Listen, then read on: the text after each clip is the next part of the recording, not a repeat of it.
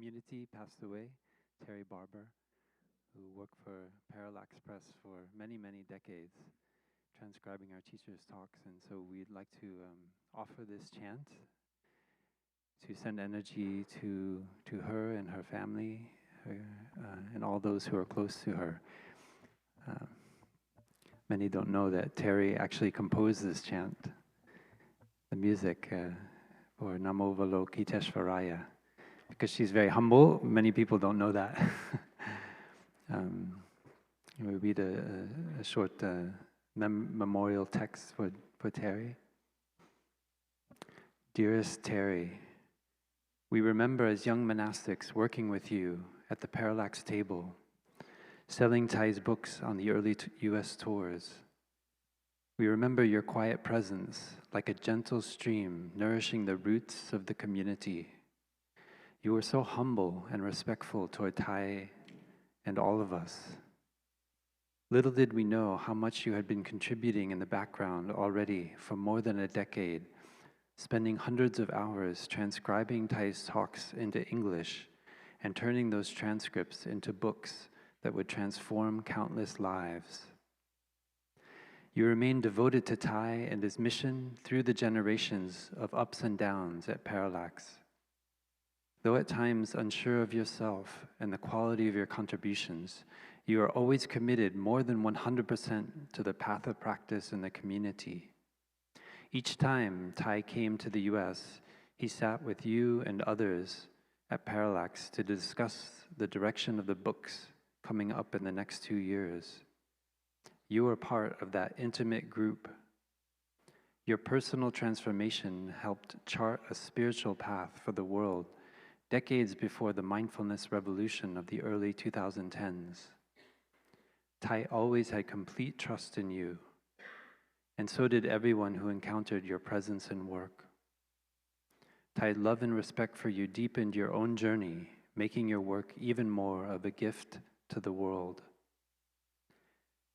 Thanks to your vision, the How-To book series was launched, and you curated and edited those small gift books, which became one of the most effective ways of sharing Plum Village teachings with new audiences.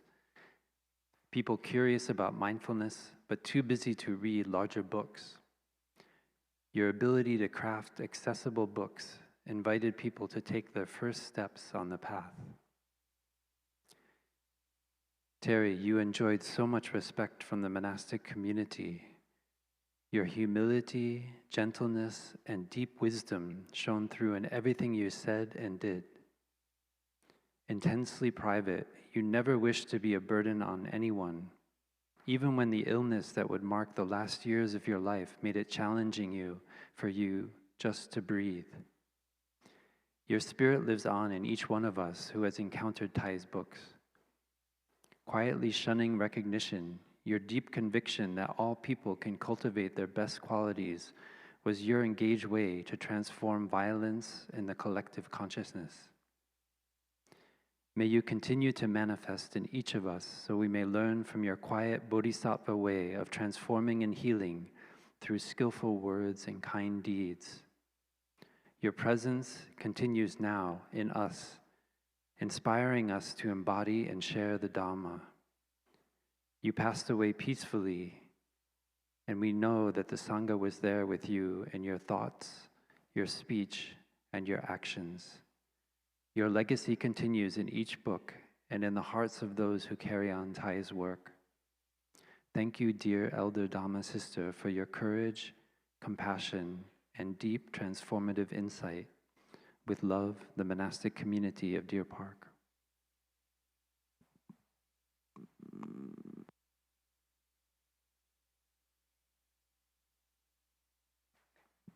So we'll start with 2 times Namo Valo all together, and then 2 times U all together.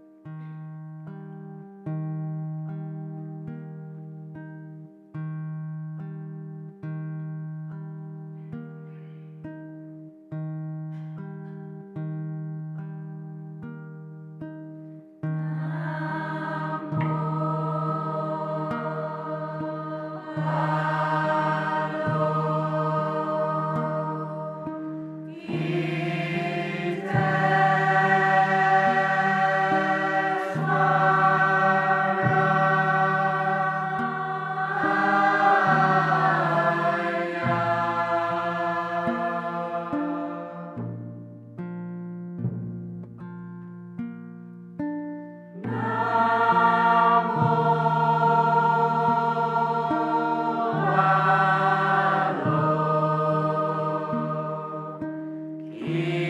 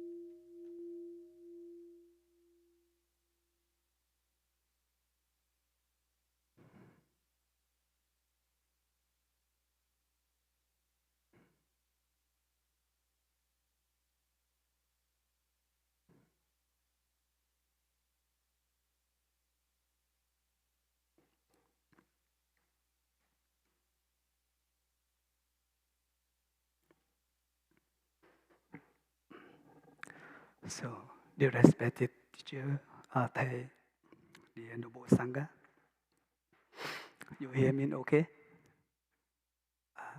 My voice a little bit nervous. So, dear sangha, today is November 10th of year 2024.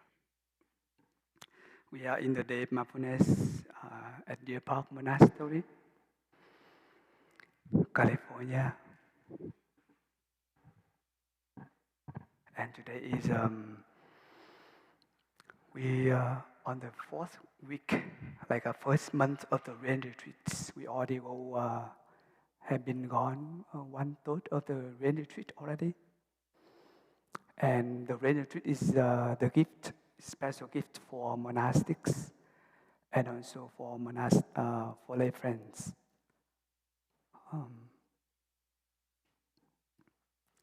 We monastic brothers, monks, and nuns. What happened to the sound?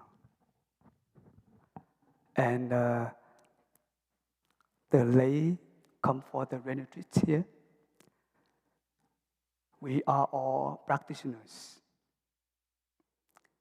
And we know that the practitioners just do one thing, is practice.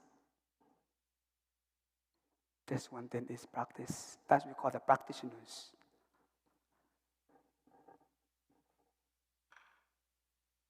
And the practice in Sanskrit means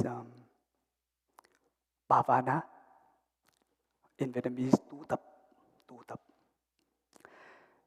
And bhavana means cultivation. In the 3-month retreats, we do just only one thing is practice, cultivation. Cultivation our joy, peace, cultivation our mind, so that we can have more joy and peace. Something like we don't have in our life, and usually we want to looking for it. And sometimes we have a lot of suffering in our hearts. We feel our heart is empty, and we're looking for peace and joy. So the practice cultivation is someone you don't have peace and joy. You practice, you produce peace and joy. No one can offer joy and peace to you. If someone offers to you, can be not last very long. And you use it and then vanish. But the things you produce for yourself become like your things. You know how to do it.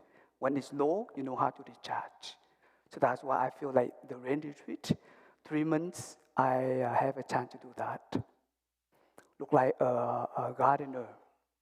First of all, the gardener, we are the gardeners, and we don't have flowers and fruits, but we have seeds, we have a soil, and we cultivate, and one day, no need to wait very long.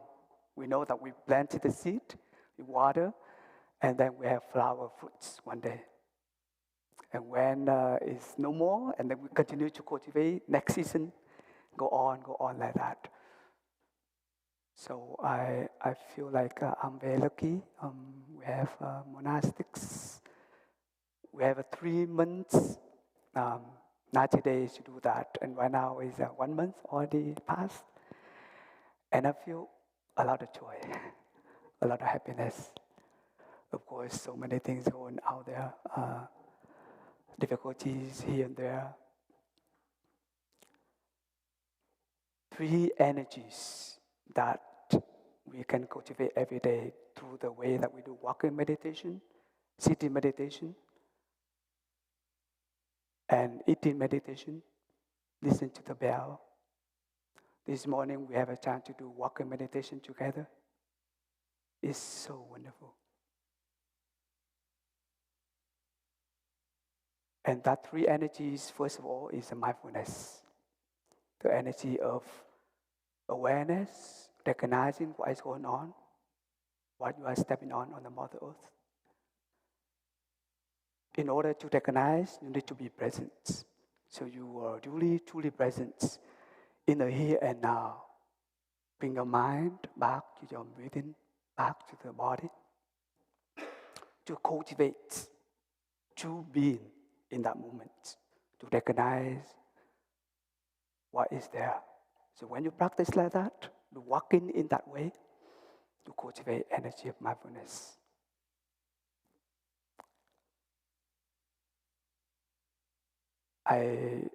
When I was young, I also have a lot of anxieties, nervousness.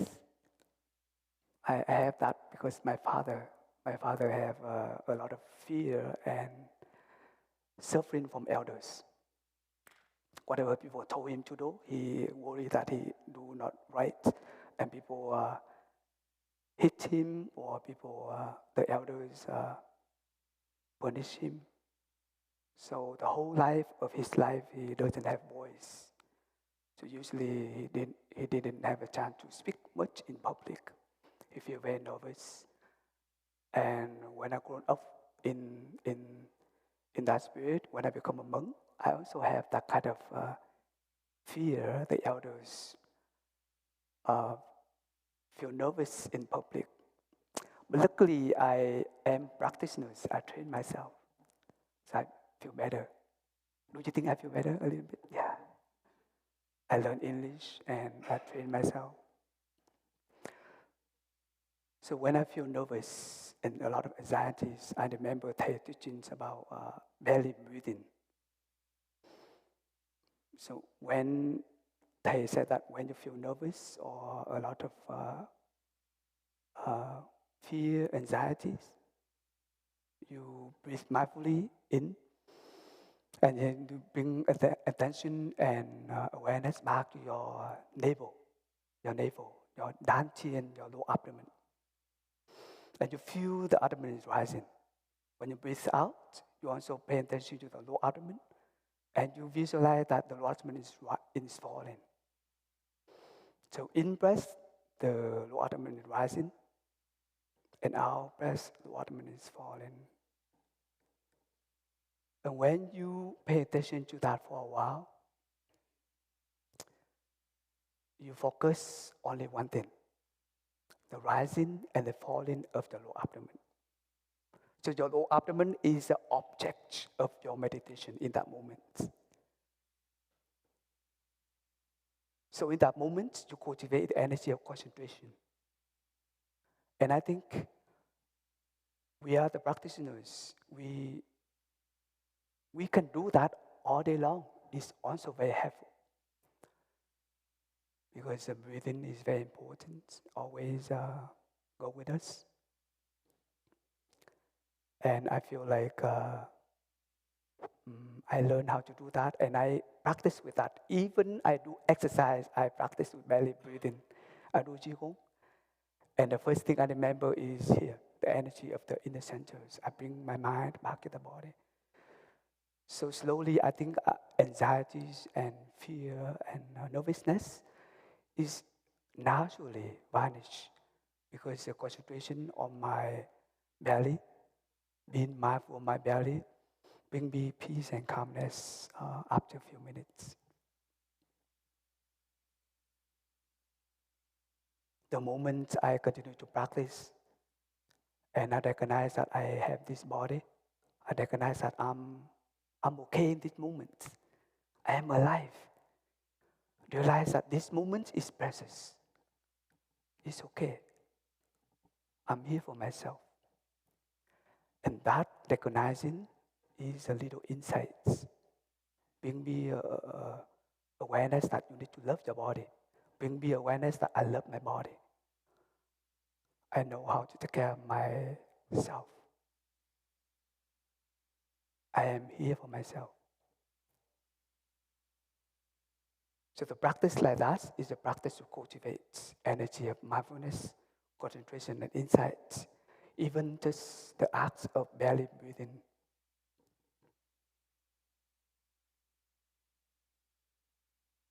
So for the 90 days, let's say sometimes you do very many things, but I think at least I do one thing. I have a lot of time and space to do my belly breathing. Every time I do walking meditation, I also feel my belly rising and falling. When I do sitting, I also feel my belly. And, and those kind of moments nourish me a lot of peace and joy and calmness.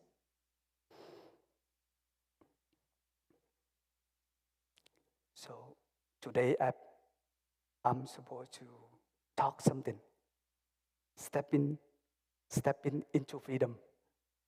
That is the topic today. 30 more minutes. I have 30 more minutes.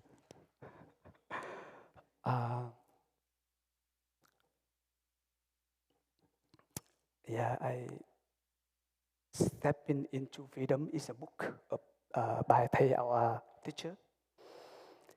This is a manual book for training the monastics, monks and nuns, novice monks and nuns. He wrote this book 1996 when he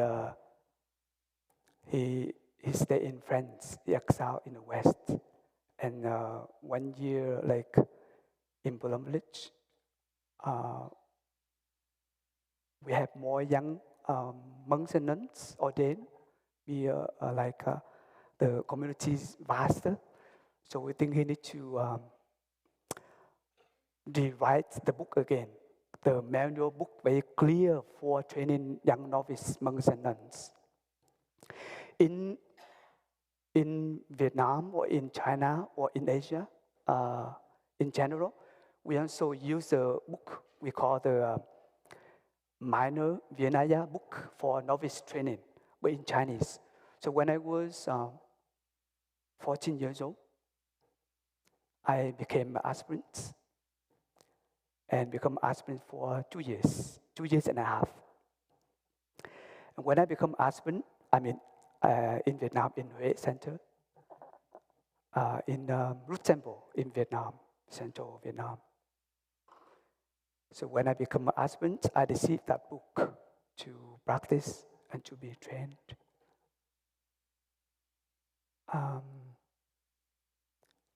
And that book we use for like already 400 years. It's very old, but in Hue it's very strict. When you want to become monastic, you need to learn by heart.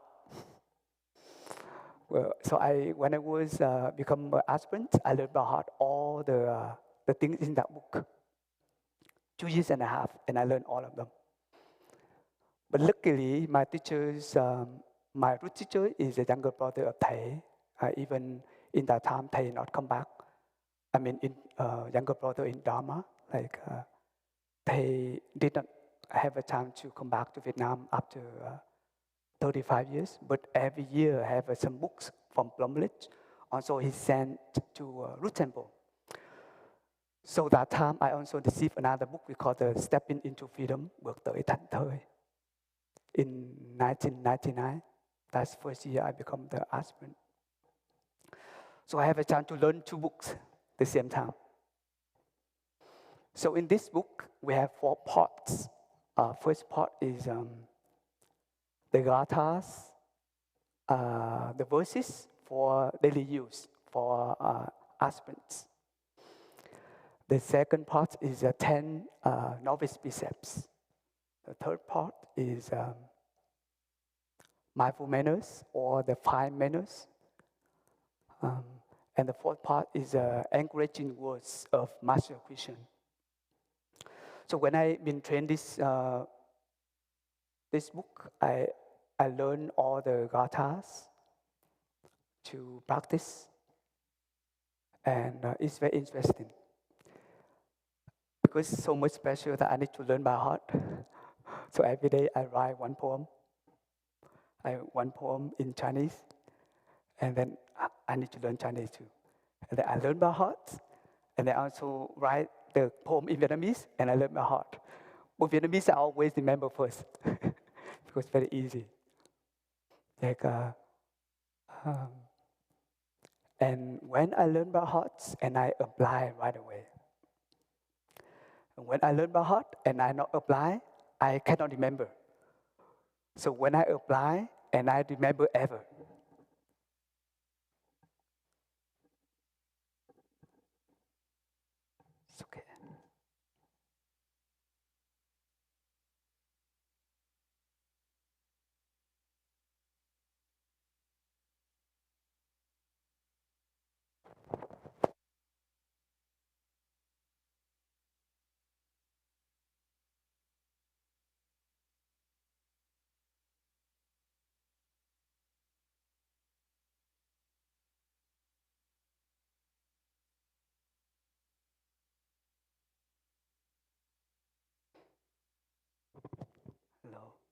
Did Sangha hear me well? Let us listen to one sound of the bell. Come back to our breathing.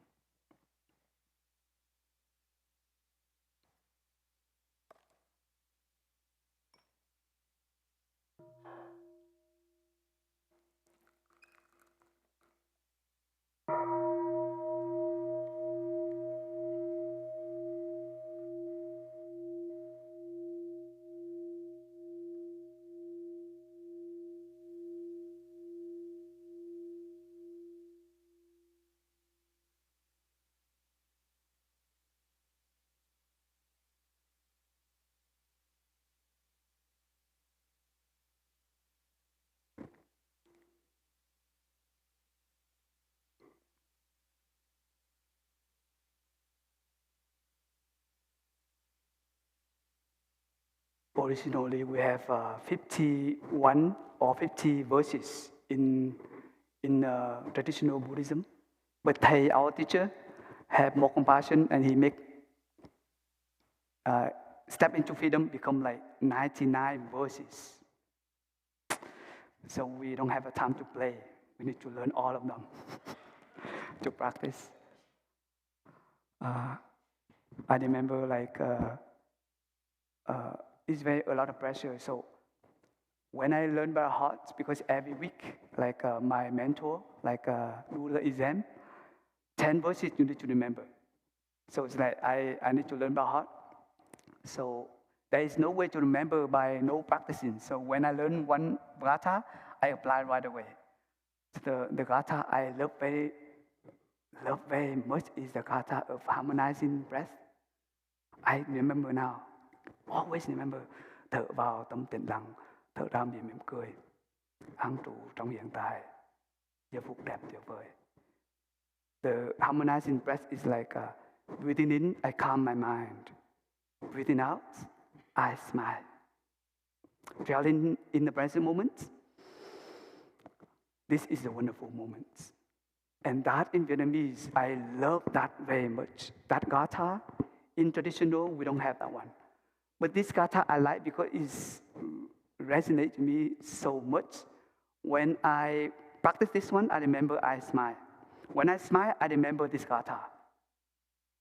And then when I practice, it's like click into my heart right away. Because sometimes as a young novice, I run it a lot. It's my 14 years old, 16 years old. It's like very young. I want to play. I want to do martial art. In that time, I train as also practice Shaolin Kung Fu every day, 1 hour and a half. I want to jump and run around. And also the young energy in me. So sometimes I feel also lazy too.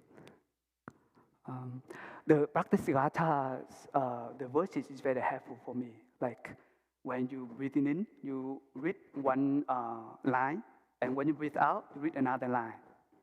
So when I practice this gatha, is breathing in, and I just say, breathing in, I calm my mind. When I breathe out, and I smile. When I'm breathing in again, I dwell in the present moment. I'm breathing out, and I know that this is wonderful moment. So in that moment, is the gatha is like an anchor. The anchor, my mind with the body. In that moment, I really truly present. But at the same time, the gatha helped me to recite at least one in-breath and out-breath, 2 in-breath and out-breaths. And I stay in the moment. And that moment, I really present for myself. So that is a practice of mindfulness.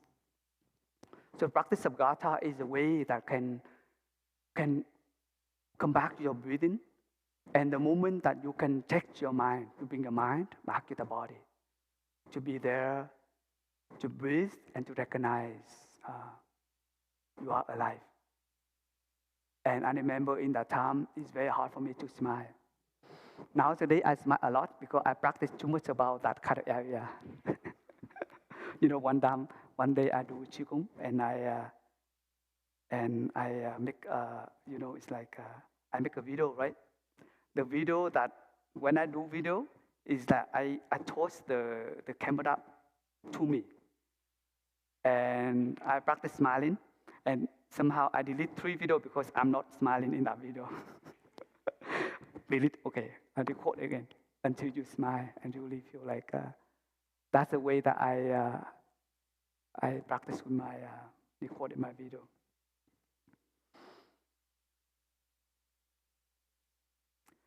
And the verse is not about like monastic. You when you become monastic, you can practice. Actually, all of you are friends. You can practice.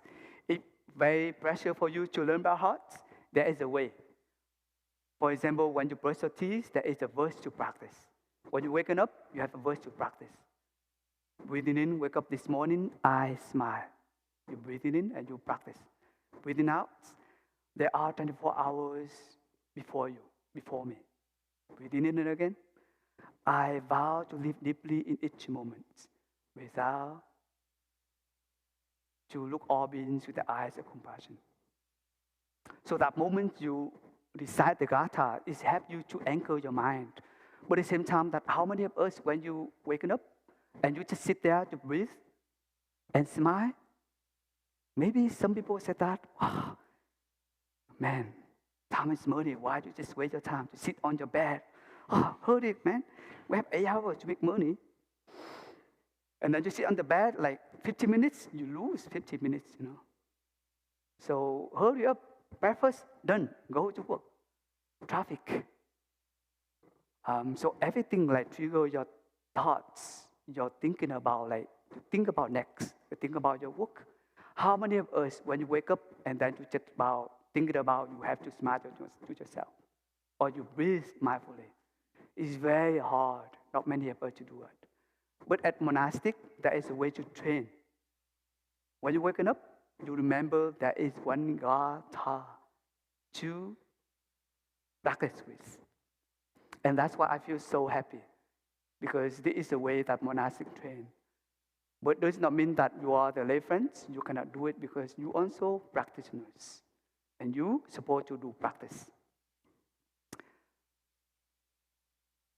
So if you want to practice, you can write that Gatha or type on the computer and print the piece of paper and put next to your bed, near the wall. Waking up, and there is a little light. Waking up, oh, okay. Waking up this morning, I smile. At first, you do, 24 hours before me. Oh, yeah. I have 24 hours to live, you know. So slowly, probably something you have to practice, but later on you feel like something that skill you, something like slow you down, like you, this kind of 2 minutes. I offer myself a smile. Do you believe it? There is love, there is practice in there. You practice to offer yourself a loving kindness, a smile. And in that moment, it's like probably you realize something. It's something that you worry for the day. Actually, that moment can bring the groundedness for you, and calmness and peace for you. So I just want to share this, and please, 99 verses. Like brush your teeth, there is a verse. You can print out the verse, put under the mirror where you brush your teeth. And you practice in breath, one line, out breath, another line. And that when you do like that, no more pressure to learn by heart. But learn by heart easier to practice.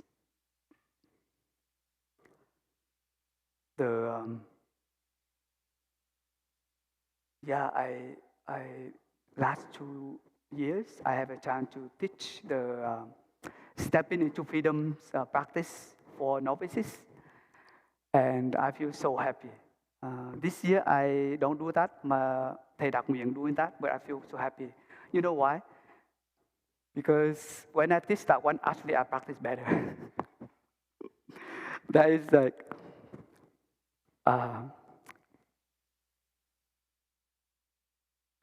49 5 minutes to practice as a more novice monks and nuns. The way you walk, the way you sit, the way you move around, knock the doors. And when you go out, there is 5 minutes to practice with. And that 5 minutes to support you to practice the 10 precepts as the novice. So I feel like the teaching is very concrete, very concrete. In traditional, we have a 24 5 minutes only, but Thầy, our teacher, somehow he make like 41 5 minutes, doubles. Everything is doubles. You know why? Because in the past 400 years, our life very simple.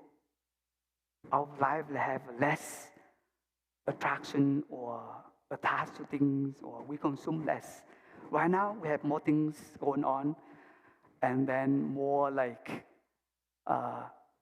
more things to attach you, to trigger you, to have strong emotions, and pull you away from the present moments. So, for example, like the 5 minutes, second body. Thầy, our teacher, said that when you go out as a young monks and nuns, even your elder brothers, practice to be have another companions, like another brothers or sisters, to be your second body. You are the own body, but there is another body, is yes, your second body. Play the role to support and to protect you. And that is like, look, at the beginning, prevents a little bit your freedom. I do whatever I like. You are here, I cannot do it. So look like at the beginning, it like lose the freedom a little bit. But when you look deeply into the practice, actually that protects your freedom. When you go out to the markets, or you go shopping, or go somewhere, you can easily to get lost into the consumption or into somewhere that's not supposed to go. The brothers there can support you, can protect you to go to the right things that we need to do, right? And then after that, you feel like, wow, thanks to that, protects. And you feel free. You're not triggered by those kind of things out there. So the practice of 5 manners and the precepts is a practice of generating the energy of freedom, protection.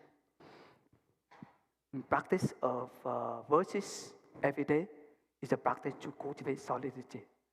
So when I found out the teachings of this stepping into freedom, just only 2 words. Cultivate solidity, improve and cultivate your freedom. And when you want to try it, please read this book, and you can practice. And I think that is, at least you can cultivate a little bit about solidity and freedom.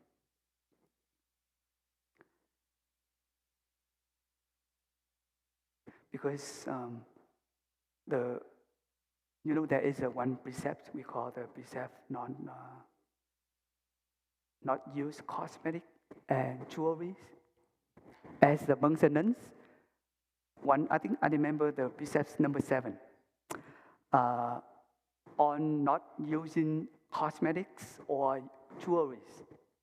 Imagine a young lady, you become a nun, it's very difficult. No more makeup. We don't spend time to make up. But we have another way to make up. Better, by not lose our money. We don't need to find the time to make like hairstyles, go to barbers or go to fashion area. We save our hair, right? Simplicity. But at the same time, we don't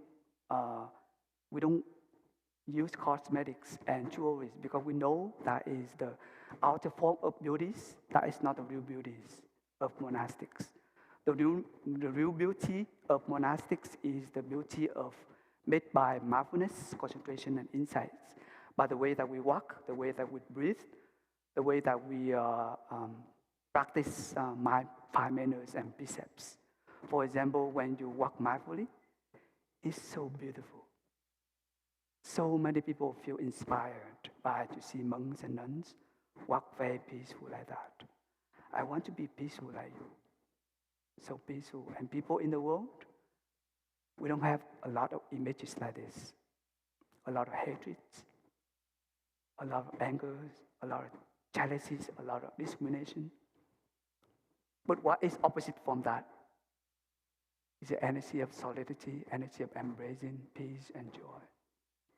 So don't underestimate the role of monastics that we are doing nothing for the world. We do a lot for the world. But just be happy, monks and nuns.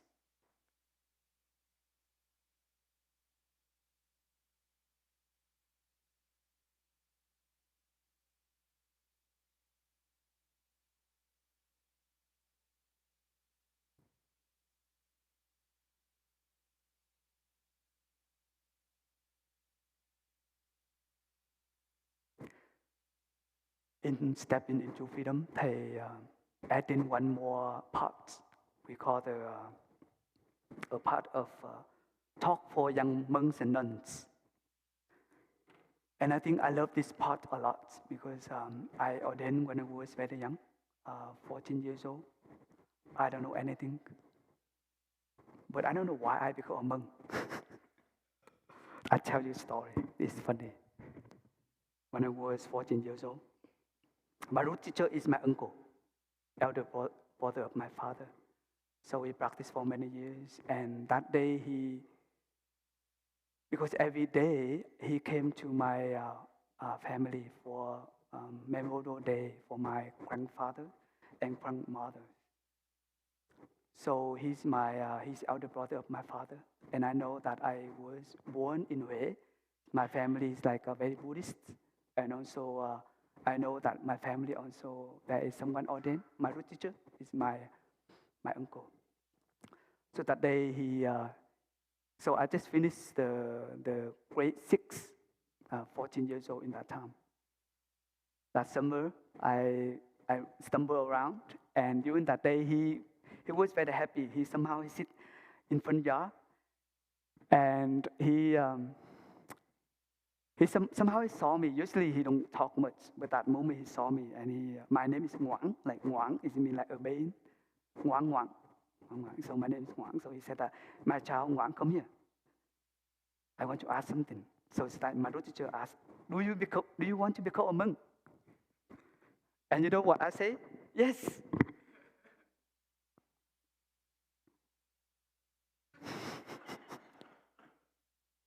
I remember exactly that what I say. I don't know why I just say yes.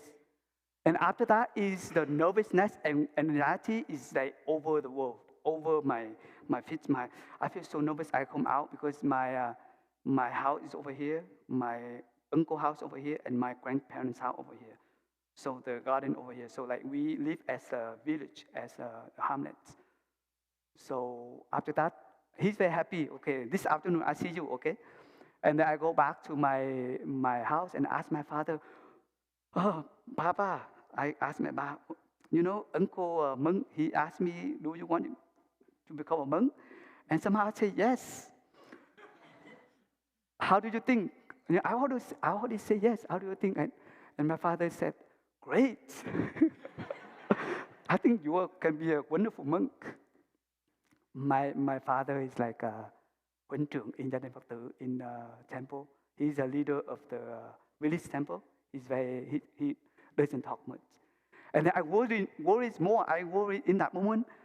And I asked my mother, second time, Mother, I already asked my father, but Uncle Monk asked me, do you want me to become a monk? I say, yes. How do you think? You know what? I wait for her to say no. So that I stay home. But anyway, she said, yes, that's wonderful. That's wonderful. I see you very, very fit in the monk life. Yeah, because I see Uncle Monk, he's very happy. And I still feel very worried and awkward. Please say no, so I stay home. But in the past, when I say yes, I do quite well, actually. That's why. But I think about my best friend is my sister, 2 years older than me. Her name is Ngoang, and my name is Ngoang. Both of us, somehow a very good name. So ngoan, like obey, but ngoan have a dấu ngã, and ngoan is mean like I fell, I become a monk, you know. So in that moment, I asked my sisters, you know what happened is like uncle asked me to become a monk, and I said yes. And how do you think? It's okay, I can go to a temple, I become a monk? My father support me, mother said yes, how about you? I think you know me the best. You know what he said? Great! I think you are very good. I know that every day you love to like somehow look like you have a lot of seeds to become a monk. And that's it. And in that afternoon, I continued to go with my, I took the other two friends to my excursion to go together with I have a little park, 14 years old, and then clothes, nothing. I don't have a girlfriend, I don't have money, everything, no. And I follow my uncle teachers, and I go to Root Temple. First time I come to Root Temple, few days, and then explore, and for a few weeks, and then I become aspirant. What I want to tell you here is my life is awkward like that. But I know when later on I don't know why, later on I feel so grateful that my teachers asked me that question. And also my family support me.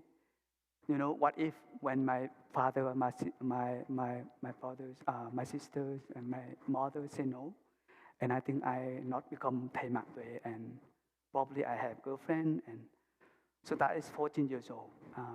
But thanks to the training, step into freedom. That is why I visualize my aspiration.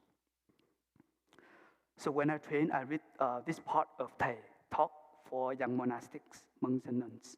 He talk about bodhicitta. He talk about beginner's mind.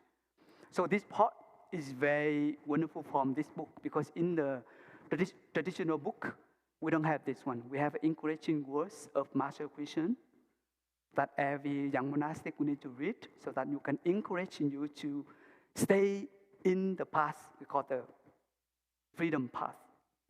But Thầy, he want to write a book, but somehow he didn't have a time. And a lot of monks and nuns encouraging Thầy, how about you offer a talk? And then we describe it. So we offer a talk, and then we describe it and put into the book, Step into Freedom. So I want to read a little bit about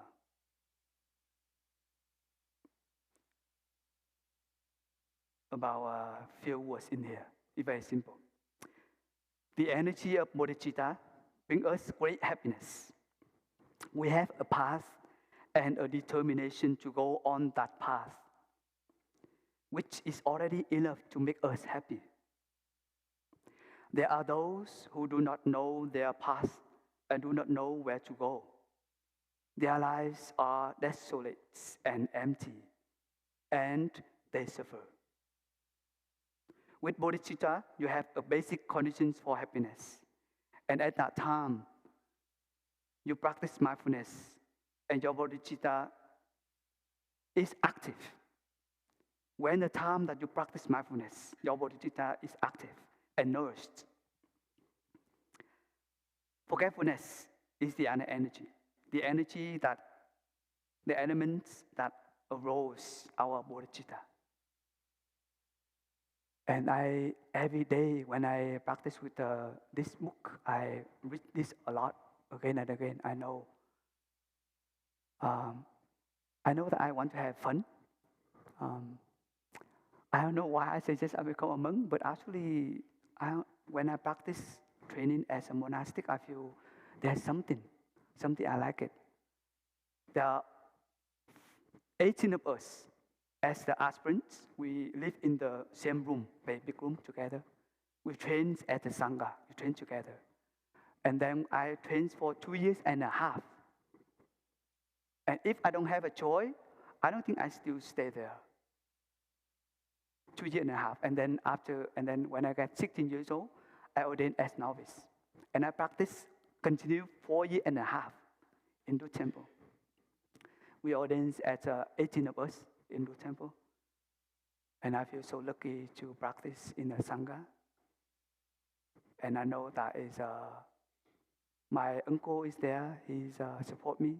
And the practice monasteries, monks and nuns also support me. When I read this chapter, I understand that is my aspiration is I want to be happy. I want to have a joy. I want to practice a lot. The Dharma nourishes me a lot. It's not about like as a young monks and nuns, like when I don't know, in that moment I feel like later on I feel very very grateful to my parents, to my uncles, that inside of me there is a seed of practice that my father, my uncle is already water in me.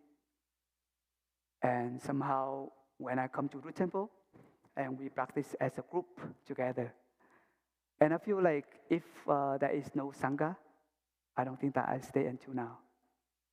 If there is no peace and joy, there is no nourishment, the practice, I don't think that I continue to practice until now. The practice is, first of all, you know that you have the past. I remember when I become after 2 years and a half, and then 18 months ordained as novice, and we have Sangadi yellow, and I feel so respect from that Sangadi. I always put on my desk on upper level of my desk, and I remember like my mom and my dad come and attend the ceremony, and they was cry a lot. And when I ordain, they listen to me. I don't know why. Before that, when I say something, they don't listen to me.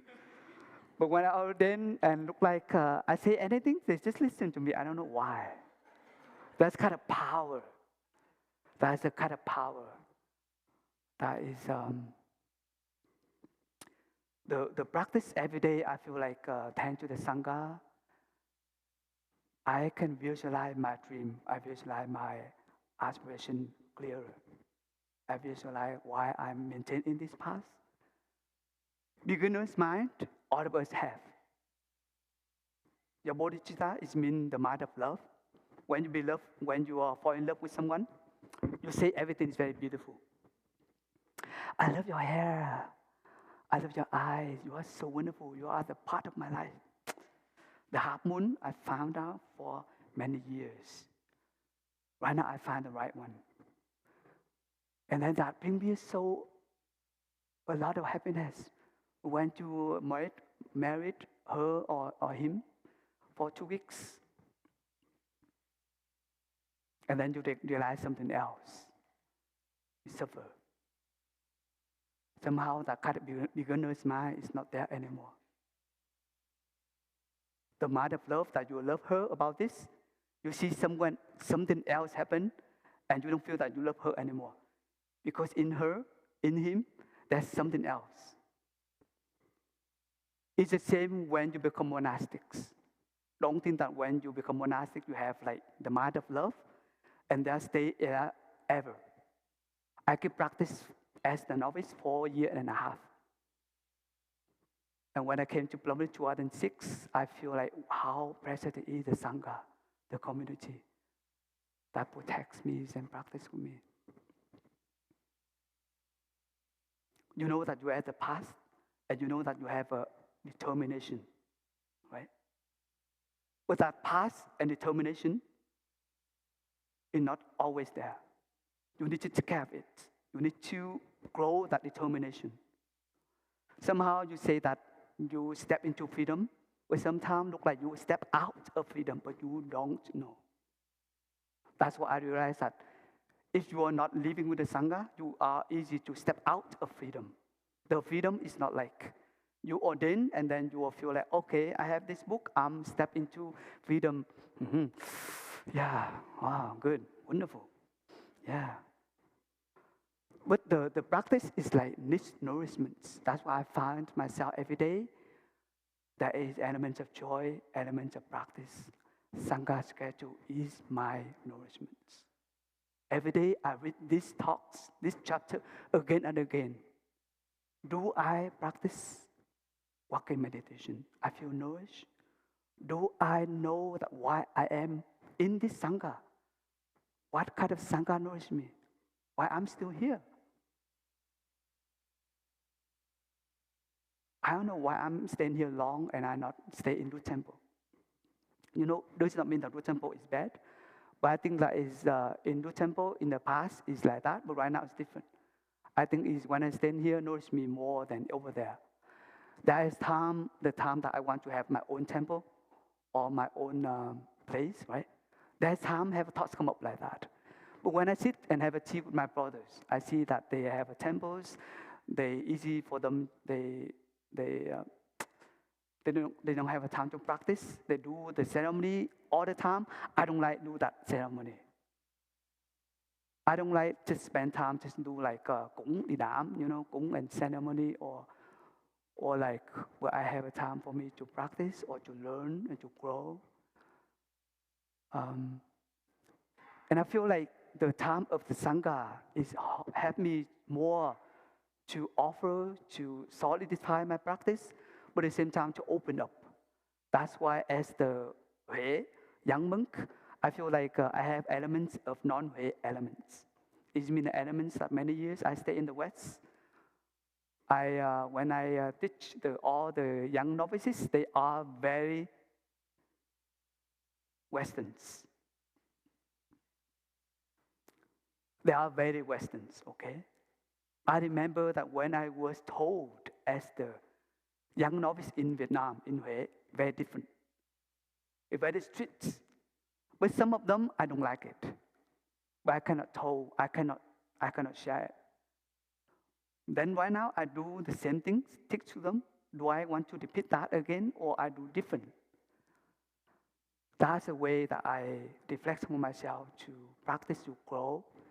And I feel like last few months, I feel so nourished, nourished, but also so pressured by the novices around Monastery. One time I remember when I wake up, my roommate is novice. In the afternoon, I teach the class is 3 novices. When I go to cook, my cooking team is novices. And then at nap time, all novices hang out in the back of my room. And then novice everywhere. And then I feel that, wow, what? I don't have freedom. But one day I realized that, wow, like whenever they move in, they walk in, they practice very well. They walk and they bow. And then I love very much. I feel like they reminded me all the time. They are the Buddha. They reminded me. And at the same time, they feel like, they make me feel like, look like the time in Root Temple alive in me again. Many years when I trained as a novice, I feel I nourish this kind of energy. So I feel like I'm become a young monk again and again. My bodhicitta water again and again. So that is the way that I practice.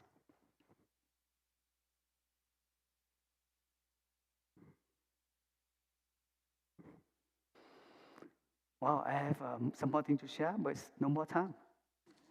Yeah, there is. That is. I want to share with you. Hopefully, is good. That it was stories. I want to end before I want to share to end is. We talk about like monastics, monks and nuns. We practice and we cultivate ourselves, cultivate mindfulness, concentration, and insights. There were stories that Thay also he wrote in Opat White Cloud, but also these stories happened in sutras in the past of the Buddha time. The story about like monks and nuns. One day the Buddha went to Ansprau, right? He passed the rice field, And there was a farmer. He say something like, he get kind of angry. He see like monks and nuns do nothing. You just walk there, have a arms down for the food, begging food. And then he said that monks, I am farmers. I am a farmer. I have land. I have seeds. I have cows. I have plow. I work and I have rice. I have food to eat. You don't work. You don't have land.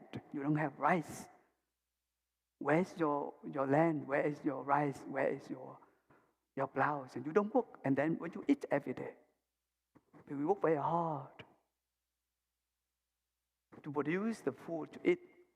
But you are not work. You don't work. You don't have a land. You don't have a seeds. You don't have a plows. The Buddha said, dear farmer, we are working too. We are also a farmer. We have land, we have cows, we have seeds, we have plows, we have everything. Our land is our mind, and our seeds is our confidence.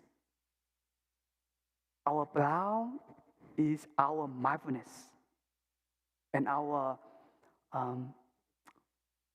cows is our diligence, to practice diligence every day. And we practice every day, and then also we have a harvest. After 3 months of retreats, we have a harvest. Harvest the energy of love and understanding for ourselves and for the people. So monks and nuns, we do the work of practice. That's what I just mentioned of you. We practice very hard. Sometimes we practice look like non-practice, but we practice. I practice a lot when I sit up here. Like I follow my breathing, and I feel like it's nobody's neck come, and I know that is without you listen to me, and there is no one talking up here. So we practice all the time. In this rain retreat, we also practice like that. As a monks and nuns, we also do the work to cultivate love, understanding. We practice to cultivate our land. So we practice, and we do the same like you at home. And we practice to also bring love and understanding to the people, to the world. And right now, we need this the most. If you know how to cultivate your mindfulness, you use the plow to cultivate mindfulness. To use the land, your mind. To use the seed that you already have, the confidence, faith, stay on the path, please.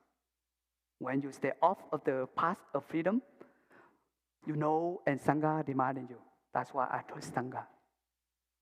Sometimes we step out of the freedom a little bit, but you don't know.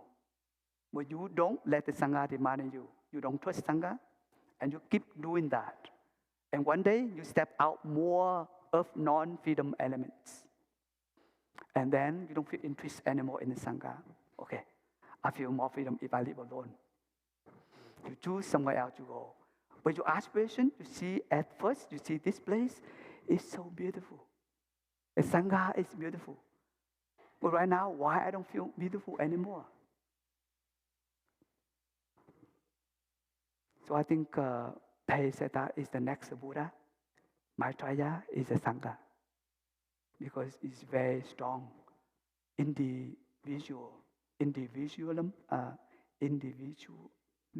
something. Very strong in the West. The power, very strong. But the Sangha, the way that you practice, you can embrace more. So I think this year, we have a Sangha to practice. We have a place to practice. It's very important. Step into freedom. You walk alone can be not successful. You work together as a Sangha, better. Easy for you to cultivate that kind of energy. Some of the young long-term here, if you have ideas, you have information to write down, the request to become a monk and a nun, do right away. And does not mean that you will have a beginner's mind strong, and then you feel successful right away. But when you trust the Sangha, you live in the Sangha, that kind of bodhicitta grow more every day. And that kind of mind of love, bodhicitta, nourishes you. I never feel like I feel bad when I decided to become a monk. When I have blank mind, I just say yes. You believe it? A young boy dare to say yes, left behind their parents. Don't know what's going on, but he goes to the temple. He knows that uncle is there, everything okay. And then he feels joy in the 18 of the aspirants. That is actually, for me, I admire myself, courageous. Yeah, courageous to say yes. But for me, I want to ask, how I maintain until now? I don't think I can do it without a Sangha. I stay 7 years in Ru Temple, the big Sangha. I stay 2 years in Plummelich, 200 monks and nuns Sangha. I stay here 12 years, big Sangha. I stay 5 years in Brookleaf, big Sangha, everywhere. And I just do little things. And then the Sangha do many things. And I just turn. I don't feel like I am the number one. I allow myself to make some mistakes, allow myself to be suffered, and allow myself to be judged. It's fine, it's okay.